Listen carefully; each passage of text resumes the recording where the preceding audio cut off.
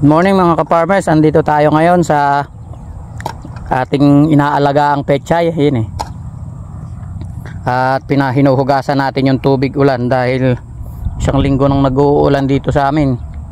Kaya pinapasukan nila ng tubig. Ayan. Oh, hanggang doon. May alaga pa tayo doon sa dulong mas maliliit kaysa sa dito. Kailangan kasi yung acid huhugasan mo din dahil kahit patabaan mo yung gulay kapag puro tubig ulan lang ang nagbabasa sa kanya hindi halos lumalaki yung pechay. Ayan, ito yung resulta ng isang linggong pag-uulan kaya nagkakaroon ng ganyan, naninilaw. Kahit patabaan mo ng patabaan yan kapag maulan, halos hindi na kumakain ng pataba. Tubig natin, ito yung tubig na nanggagaling doon sa binidyo natin na na dam. Pupunta tayo doon sa tanim nating maliliit, mas maliliit kaysa sa rito.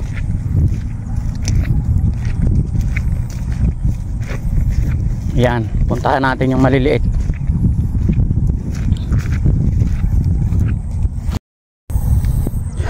Ayan, pupunta tayo dito mga ka-farmers sa mga liliit nating tanim.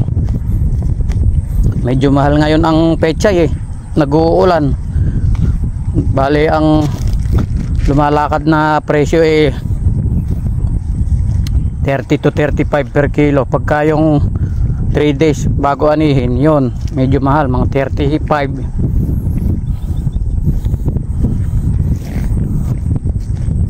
Yan, ito yung isa pa nating tanim na mas maliliit.